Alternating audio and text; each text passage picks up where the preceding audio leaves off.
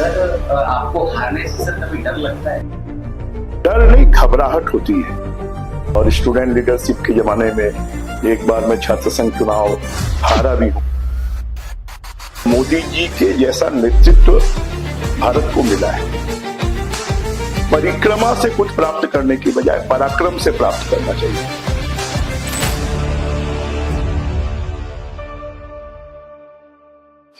Sir तो स्वागत है हमारे शो में। जी नमस्कार। सर सबसे पहले मैं आपसे यूथ की तरफ से पूछूंगा कि सर आपको पॉलिटिक्स में सर आपकी जब एंट्री हुई तो सर वो किस बेस पे हुई? देखिए पॉलिटिक्स में बेस मेन तो जब हम 10th क्लास में पढ़ते थे उस समय एक टीचर ने बच्चों को धमकी दी कि आप ट्यूशन पढ़ना पड़ेगा और आप ट्यूशन नहीं पढ़ेंगे तो आपको फेल कर देंगे। और बच्चे ट्यूशन नहीं पढ़े तो उनको फेल कर दिया। और उसके बाद हमने धरना दिया, प्रदर्शन किया, तो उन बच्चों का फिर से उनको परीक्षाएं लेनी पड़ी। और उस समय से सब बच्चे फिर नेताजी बोलने लगे और वो एक शुरुआत थी। तो इसलिए मैं ये मानता हूं कि जो यूथ है उसको गलत कामों का विरोध करना चाहिए। अगर वो ये नहीं करता है तो फिर वो उसका यूथ होने का कोई फायदा नहीं है। और वो एक शुरुआत थी। उसके बाद में कॉलेज में आए तो स्टूडेंट लीडरशिप में आ गए। स्टूडेंट लीडरशिप में विद्यार्थी परिषद से जुड़ गए। फिर कॉलेजों का चुनाव लड़ा, यूनिवर्सिटी का चुनाव लड़ा। और ये करते करते फिर एक समय ऐसा आया कि बीजेपी ने कहा कि अब बीजेपी में आ जाओ। फिर बीजेपी में आ गए और 89 में पहला चुनाव लड़ा। सर आपको हारने से सर कभी डर लगता है कि कभी आप इलेक्शन लड़ रहे हैं या डर लगता है? देखिए डर नहीं, घबराहट होती है जी। परंतु जीवन में उसका भी मजा आपको चखना जरूरी है। और स्टूडेंट लीडरशिप के जमाने में एक बार मैं छात्र संघ चुनाव हारा भी हूं। अच्छा सर। तो उसके बाद आपका अगर टारगेट होता है कि आप अपने लक्ष्य को प्राप्त करने के लिए और आपको जो अथक परिश्रम करना चाहिए और वो अथक परिश्रम, उसके बाद से मैंने ये निर्णय किया कि हमें मल्टी डायमेंशनल वर्किंग करनी चाहिए। और जब तक आप मल्टी डायमेंशनल वर्किंग नहीं करेंगे आपको हर दिशा में, हर कोने में जहां आपको कमी लगती है उसको आप दूर करिए तो फिर आपको लक्ष्य मिलेगा।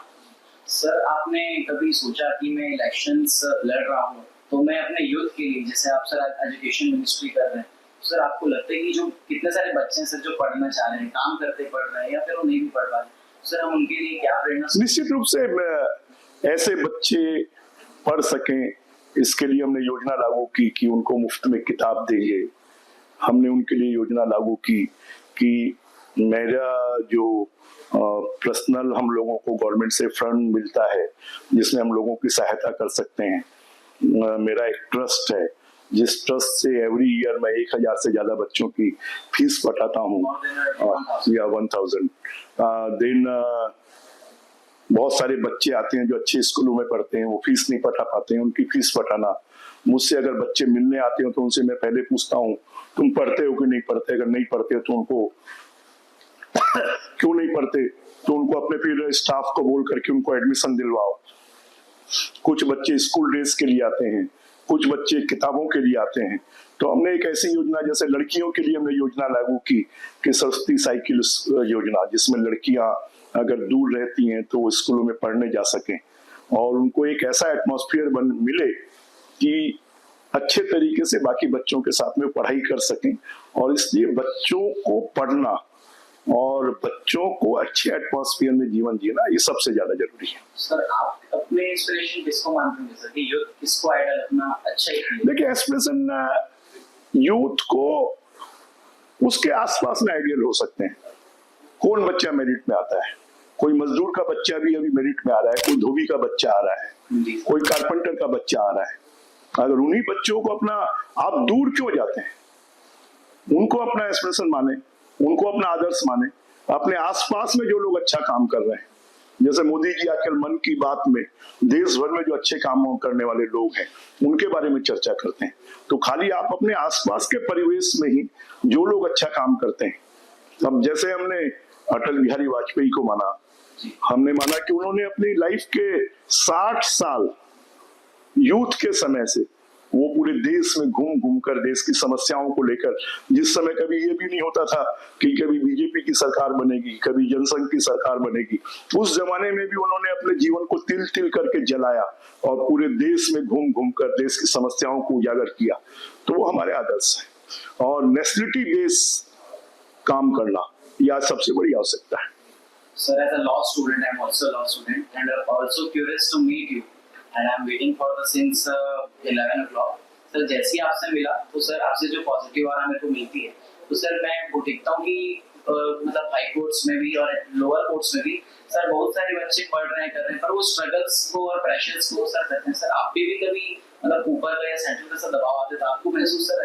देखिए ये सब होता है, परंतु आप प्रेशर को और स्ट्रगल को आप इमीडिएट उस पर रिएक्ट ना करें, उसको पहले अपने ऊपर लेने के बाद में उसके ऊपर में सोचें, विचार करें, क्योंकि इमीडिएट कोई भी प्रेशर हमको परेशान करता है, परंतु जब उसके ऊपर में हम थोड़े समय थॉट करते हैं, थोड़े समय सोचते हैं, तो फिर वो हमको लगता है कि नहीं इसको हम पार कर लेंगे।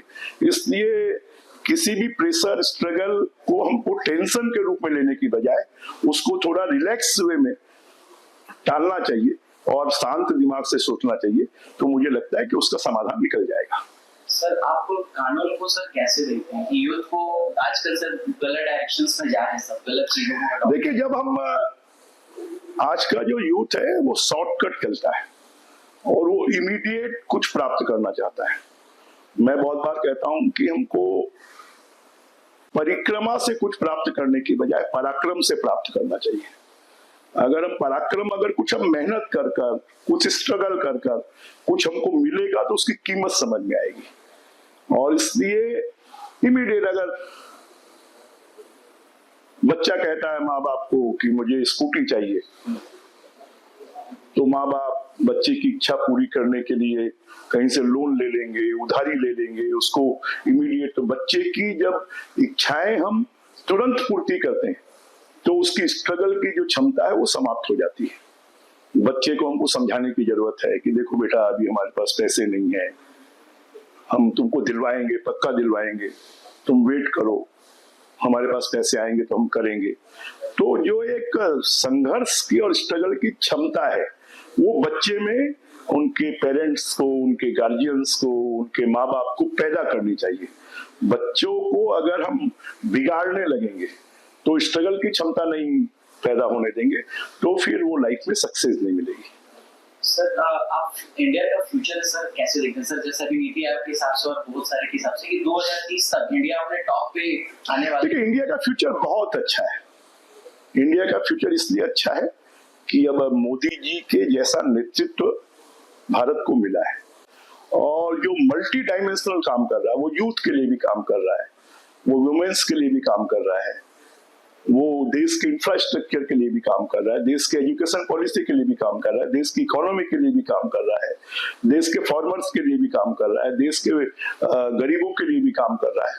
तो अब देश का फ्यूचर, क्योंकि हर किसी के मन में एक विश्वास पैदा होना और जो निराशा की भावना है उसको खत्म कर कर अब उन्होंने गरीबों को मकान देना शुरू कर दिया। एक गरीब का सपना होता है कि मेरा अपना मकान।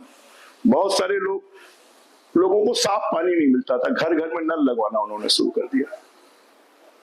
लकड़ी चूल्हे में खाना बनाती थी, उनको गैस के कनेक्शंस फ्री में देने शुरू कर दिए। जिन घरों में बिजली नहीं थी उनको बिजली लगवाना शुरू कर दिया। नई एजुकेशन पॉलिसी में आरटी के तहत हर बच्चे को, गरीब से गरीब बच्चा, उसको अच्छे स्कूल में एडमिशन मिल सकता है। ये सब पॉलिसी शुरू की। एजुकेशन लोन के पूरे सिस्टम सरल कर दिए। तो इन सब कारणों से अब देश का भविष्य बहुत अच्छा है और आने वाले समय में हम कहते थे कि किसी समय पर भारत विश्व गुरु होता था, भारत सोने की चिड़िया होता था। मुझे लगता है कि मोदी जी के नेतृत्व में भारत फिर विश्व गुरु बनेगा, फिर सोने की चिड़िया बनेगा और भारत का जो प्रधानमंत्री लीडर है वो वर्ल्ड लीडर बनेगा। सर आपने कहा विश्वास, सर हर जगह पे हर कोई सफल शायद सर नहीं हो सकता, सर कई बार लोगों के मन डर जाते हैं सर, कोई जो जुडिशरी दे रहा है सर, कोई एग्जाम्स दे रहा है सर, कोई पॉलिटिक्स में या कोई बिजनेस को भी कर रहा है, सर वो अपने मन में कैसे लाए कि देखिए, असफलता ही सफलता की का बेस है, इसलिए असफलता से कभी डरने की जरूरत नहीं है, सफल होने के लिए प्रयास करने की जरूरत है। इसलिए कभी डरना, घबराना, परेशान होना, आपका जो एम है उस एम को प्राप्त करने के लिए जितनी मेहनत करना चाहिए।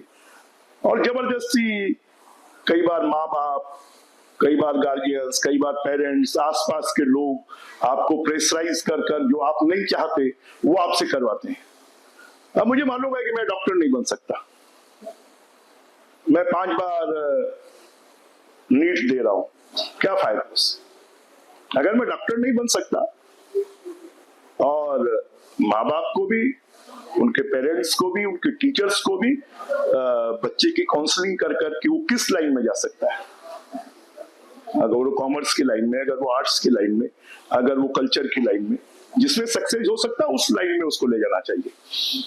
सर अभी आपने सर इतने सीनियर मोस्ट हैं सर, आपकी सबसे अच्छी लर्निंग सर जो आपने इतने समय में सीखी होगी, जो आप बताना चाहिए कि आप जो सीख सकते? देखिए, जो सबसे अच्छी लर्निंग है वो अपने बुजुर्गों से, पुराने लोगों से मिलती है, क्योंकि वो पढ़े लिखे नहीं होने के बाद भी उनका जो एक्सपीरियंस है वो एक्सपीरियंस हमको सिखाता है। जैसा कहते हैं कि जल्दबाजी में हमको कोई काम नहीं करना चाहिए, जल्दबाजी में हमको कोई डिसीजन नहीं लेना चाहिए, जल्दबाजी में हमको कोई डिसीजन नहीं लेना चाहिए। शॉर्टकट हमको कुछ पाने की इच्छा नहीं रखनी चाहिए। शॉर्टकट आप कुछ पाने की इच्छा रखेंगे, एक बार तो मिल जाएगी पर फ्यूचर में आप सक्सेस नहीं होंगे। तो ये सबसे अच्छी लर्निंग है कि हमको पेशेंस रखें, हम लोगों के साथ में अपने रिलेशन बनाएं, शॉर्टकट में कुछ भी प्राप्त करने की कोशिश ना करें। हर चीज को प्राप्त करने के लिए, उसके लिए जो मेहनत की आवश्यकता है, जो संघर्ष की आवश्यकता है, वो हम करें। सर तो यूथ को सबसे ज्यादा आप इम्पोर्टेंट मैसेज क्या देना चाहेंगे सर? यूथ को इम्पोर्टेंट मैसेज है कि यूथ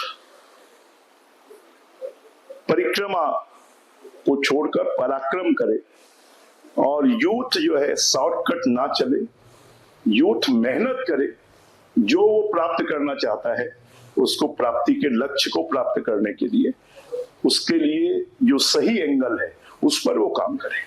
सर आपके इतने सिंसियर पूरी जर्नी पे सर, आपको कभी जब फेलियर देखना कभी ना कभी मिला होगा सर, कभी उसकी स्टोरी आप बताना चाहेंगे छोटी सी? देखिए, फेलियर बहुत बार लाइफ में होता है कि हम जो चाहते हैं वो होता नहीं है, परंतु उसके कारण आप क्राई करें, आप लाउडली बोलें, आप नाराजगी व्यक्त करें, उसकी बजाय आप 2-4 घंटा शांति से अकेले में बैठिए, उसके बारे में सोचिए, और अगर हम ये करेंगे तो मुझे लगता है कि हमको लाइफ में कभी भी निराशा नहीं होगी। सर यूथ को स्पिरिचुअलिटी में आना चाहिए, भक्ति और निश्चित रूप से आना चाहिए। जो स्पिरिचुअलिटी है ये है इसलिए कि हम जब सब तरफ से हार जाते हैं, हमें कई बार ऐसे भी लगता है कि हमारे मम्मी पापा साथ नहीं दे रहे हैं, हमारे भाई साथ नहीं दे रहे हैं, हमारी मिसेज साथ नहीं दे रही है, हमारे बच्चे साथ नहीं दे रहे हैं। तो ऐसे समय एक अदृश्य शक्ति है, जिस शक्ति की, जैसे कहते हैं कि हम अगर ध्यान करें, हम योग करें, अपने मन को शांत करें, हम जिसपे हमको लगता है कि ये भगवान अच्छे हैं, उस भगवान से प्रार्थना करें, तो उससे हमको एक ताकत मिलती है। जितनी भी हम रामायण है, महाभारत है, या गीता है, या हमारे वेद पुराण है, उनकी जो अच्छी, या चाणक्य का जीवन है, तो उनकी जो अच्छी चीजें हैं उनको हम कभी ध्यान करें कि जब परेशानी में थे तो उन्होंने क्या किया। अगर हम इसको ध्यान करेंगे तो हमको उससे ताकत मिलेगी। सर आप इनको याद अपने निश्चित रूप से करते। हाँ सर, आप भी डेली स्पिरिचुअलिटी में? मैं हनुमान जी को मानता हूँ, वो मेरे इष्ट देवता है। जब कभी मैं परेशान होता हूँ, जब कभी किसी चीज से निराशा होती है, तो उस समय हनुमान चालीसा का एक पाठ कर लेते हैं, हनुमान जी को याद कर लेते हैं, और मैं उनको गुरु भी मानता हूँ। तो जब उनको याद करते हैं जय जय जय हनुमान गोसाई कृपा करो गुरुदेव की नाई, तो मुझे लगता है उससे शांति मिलती है। सर आपको आज कैसा फील होता है सर जब आप अपने पुराने दिनों को याद करते होंगे, अपने संघर्षों के दिनों को? सर आज आपको कैसा फील होता है? देखिए, आदमी हमेशा कहते हैं कि पुराने चीजों से आप प्रेरणा लीजिए, वर्तमान में आप काम करिए और भविष्य को आप अच्छा बनाने के लिए वर्तमान और जो पुराना काल है उससे आप कुछ सीखिए। तो अगर आप ये करेंगे तो निश्चित रूप से आपको सफलता मिलेगी। सर जैसे मीडिएशन एक्ट 2023 पास हुए, मध्यस्थता का कानून, जिनकी नीति आयोग के हिसाब से 5 करोड़ केसेस सुप्रीम कोर्ट में और ओवरऑल में पेंडिंग्स है, और उनके मुताबिक अगर केसेस को रिजॉल्व करना है तो 345 इयर्स लगेंगे अगर नए केसेस नहीं आए तो सर इसको आप कैसे देखते हैं कि मध्यस्थता को नहीं, मध्यस्थता अब आजकल छोटी छोटी चीजों में कोर्ट में केस हो जाते हैं जी। उसकी बजाय अगर हम देखेंगे तो किसी जमाने में पंच परमेश्वर होते थे पंचायतों में, जो बैठकर वही की वही निर्णय कर देते थे। आज भी बहुत सारी पंचायतें ऐसी हैं जहां पर कोई वायलेंस नहीं होता है, जहां के कोई केस कोर्ट में नहीं जाते हैं, वही बैठकर उसका निपटारा हो जाता है।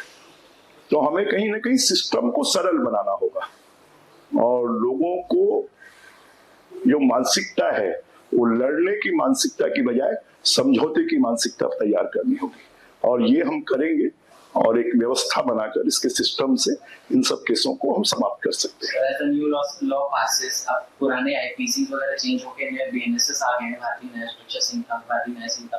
सर आप इनके बारे में क्या बोलना चाहेंगे कि सेंट्रल इनको लाया है तो? निश्चित रूप से देश की जो कानून है, आईपीसी है, सीआरपीसी है, उसमें सरलीकरण जरूरी है, क्योंकि जिस समय हमने इनको अडॉप्ट किया ये अंग्रेजों के जमाने के बने हुए। उसके बाद भारत का रहन सहन, भारत के लोगों का स्टैंडर्ड, भारत के लोगों की इकोनॉमिक स्थिति, भारत में लोगों का जो पारिवारिक रिश्ते हैं, उसमें बहुत सारे परिवर्तन आए और इसलिए उन परिवर्तन के अनुसार ये सब नए कानून बनाए गए हैं, बहुत से कानूनों को समाप्त किया गया है। तो एक दिन में इसका रिजल्ट नहीं आता है, इसके रिजल्ट धीरे धीरे आएंगे। सर सबसे अच्छी जब यूथ, सर आप यूथ को देखते होंगे, अपने आसपास के लोगों को देखते होंगे, जब स्कूल्स में विजिट करते होंगे, तो सर सबसे आपको अपने बचपन में कुछ यादें आती है सर कि मैं भी इनमें था, तो आप इनके लिए कुछ सोचते हैं कि ये इनके लिए हम क्या कर सकते हैं? निश्चित रूप से आज का जो बच्चा है, आज का जो यूथ है, वो कंपैरिजन करता है एक दूसरे से। तो हमको ये कोशिश करनी होगी कि हम सामान्य बच्चों को भी, गरीब बच्चों को भी शासन की तरफ से ऐसी सुविधाएं उपलब्ध करवा पाए कि उसके मन में भी संतुष्टि हो। एक प्राइवेट स्कूल में पढ़ने वाला बच्चा और एक सरकारी स्कूल में पढ़ने वाला बच्चा, दोनों, सरकारी स्कूल में पढ़ने वाला जो बच्चा है वो अपने आप को छोटा मानता है। तो हमें एक ऐसी स्थिति पैदा करनी होगी कि उस बच्चे को भी ये लगे कि मैं भी एक अच्छी स्कूल में पढ़ रहा हूँ, और धीरे धीरे इसलिए केंद्र की सरकार, मोदी जी की सरकार, सरकारी स्कूलों को भी पीएम श्री योजना के माध्यम से, स्मार्ट क्लास योजना के माध्यम से, सैटेलाइट के माध्यम से उन बच्चों को भी अच्छी शिक्षा देकर और उनकी लिविंग स्टैंडर्ड को अच्छा बनाने की कोशिश कर रहे हैं। कॉलेजेस में भी ऐसे सोचते हैं कि जो बड़े कॉलेजेस होती हैं और छोटे कॉलेजेस के जो लोग होते हैं उनमें भी ऐसे शायद मन में होता है। निश्चित रूप से ये धीरे धीरे हमें जो हायर एजुकेशन है, हायर एजुकेशन में भी हमको यही स्थिति लानी होगी। और मैं ये मानता हूं कि आजकल बच्चों की भी अजीब परिस्थिति हो गई है कि अब बीबीए करना है, वो बीबीए करने के लिए बेंगलोर जाना चाहता है, बॉम्बे जाना चाहता है, क्यों जरूरत है? तो बच्चों की मानसिकता को भी परिवर्तन करना होगा। अगर हायर एजुकेशन में एक्स्ट्रा ऑर्डिनरी किसी कोर्स के लिए हम जाना चाहते हैं तो उसके लिए जरूर हम जाएं, परंतु जो एजुकेशन आपको अपने स्टेट में, अपनी सिटी में अवेलेबल है, आप वहीं उसको अवेल करें और आप वहीं पर उसको लें। तो ये जो बच्चों की मानसिकता है, इसमें भी हमको परिवर्तन करना होगा कि कॉलेज, बड़े बड़े इंस्टीट्यूशन जो है वो सिर्फ नाम के लिए है, पढ़ना तो आपको खुद को ही है। तो आजकल दोस्ती यारी के चक्कर में कि मेरी 4 सहेलियां वहां पढ़ने जा रही हैं इसलिए मैं भी जाऊंगी, मेरे 4 दोस्त वहां जा रहे हैं इसलिए मैं भी जाऊंगा। तो मेरे पास बहुत सारे बच्चे आते हैं बीबीए के लिए, इंजीनियरिंग के लिए, कि हम वहां पढ़ने जाना चाहते हैं, आप हमें फाइनेंशियल सपोर्ट करिए। मैं कहता हूँ क्यों जाना चाहते हैं, आप यहाँ पर रहो। जो एक इंडिपेंडेंसी की आदत पड़ रही है वो गलत है। मतलब सर आप छत्तीसगढ़ में एक अच्छा हब देना चाहते हैं कि आप यहाँ से छत्तीसगढ़ अच्छा हब है। आज यहाँ पर एनआईटी है, आज यहाँ पर आईआईटी है, आज यहाँ पर एचएनएलयू है, आज यहाँ पर एम्स है, आज यहाँ पर मेडिकल कॉलेजेस हैं, आज यहाँ पर प्राइवेट इतनी कॉलेजेस हैं। तो यहाँ पर बच्चे पढ़े ना, क्यों नहीं पढ़ना चाहते? आज यहाँ पर आपको अगर आजकल पैकेज के चक्कर में माँ बाप भी पड़ गए। अब आपको अगर 10 लाख का पैकेज बॉम्बे में मिलता है तो आप उसमें से 9 लाख आपके खर्च हो जाते हैं, आप 1 लाख भी माँ बाप को नहीं भेज पाते हैं। और यहाँ पर आप 1 लाख के पैकेज में उससे ज्यादा अच्छे तरीके से रह सकते हैं, क्योंकि आप माँ बाप के पास रहेंगे, वहीं खाना खाएंगे, वहीं रहेंगे, वहीं पढ़ेंगे, माँ बाप की सेवा भी करेंगे। सर आपसे बात करके महसूस हो रहा है कि आप एजुकेशन को एक विजन लेके चल रहे हैं जी। कि हमारा शायद इस बार एजुकेशन थोड़े पीक पे पहुंचे। सर आप कॉन्स्टिट्यूशन के बारे में सोचते हैं कि अमेंडमेंट लगता है कुछ संविधान? देखिए कॉन्स्टिट्यूशन में तो चलता रहा, कॉन्स्टिट्यूशन लोगों को क्या, आखिर आम आदमी को कॉन्स्टिट्यूशन से बहुत ज्यादा लेना देना नहीं है। हमारा जो कॉन्स्टिट्यूशन है वो बहुत सोच समझ कर बनाया गया है जी। एक राजा महाराजा को भी एक वोट का अधिकार है और एक भीख मांगने वाले को भी एक वोट का अधिकार है, तो सबको बराबरी का अधिकार दिया गया है। और सबके लिए सरकार की योजनाएं, उन योजनाओं का फायदा, जो मैं तो कहना चाहता हूं कि जितने एनजीओस काम करते और जितने पढ़े लिखे लोग हैं, उनका मेन काम है कि जो नीडी लोग हैं और उनके लिए जो सरकार की योजनाएं, उनका फायदा उन तक पहुंचे और उनको हम दिलवाएं। बाकी ये हम हेल्थ कैंप लगा रहे हैं, हम साफ सफाई कर रहे हैं, इसकी जरूरत नहीं है। सिर्फ सरकार की योजनाओं का फायदा नीडी तक हम पहुंचा दें तो ये बहुत बड़ा काम होगा। जी सर, मतलब यूथ को राजनीति में इंटरेस्ट लेना चाहिए, पॉलिटिक्स में, उन चीजों को जानना चाहिए सर आपके हिसाब से? नहीं, राजनीति जरूरी नहीं है ना। अगर आप राजनीति में नहीं भी हैं तो भी आप एनजीओ का काम क्या है? समाज सेवी संस्थाएं गठित करते हैं, तो समाज सेवी संस्थाओं का काम क्या है? वो पॉलिटिक्स के लिए थोड़ी है, वो खाली नेताओं के साथ फोटो खिंचवाना, उसको छपवाना, इसके नहीं है। जो नीडी है उनकी रिक्वायरमेंट को फुलफिल करना, एनजीओ को इन कामों को करना चाहिए। और राजनीति जरूरी इसलिए है क्योंकि हमको अवेयर होना जरूरी है और हमारे भविष्य का, हमारे फ्यूचर का निर्णय सरकारें करती हैं। और इसलिए सरकार कौन हो, कैसे हमारे जनप्रतिनिधि हो, कौन अच्छे लोग हैं, कौन सेवा करने वाले लोग हैं, उसके बारे में हम कहते हैं कि पहले कहते थे कि जो आज का यूथ है वो कल का नागरिक है, आज का यूथ आज का ही नागरिक है, क्योंकि उसके फ्यूचर का निर्णय सरकारें करती हैं और इसलिए सरकारों के निर्माण में यूथ का बड़ा योगदान होना चाहिए। तो सर यूथ को पूरा आपके हिसाब से ध्यान देना चाहिए और इनमें भी इंटरेस्ट रखना चाहिए सब चीजों में। यूथ अगर इंटरेस्ट नहीं रखेगा,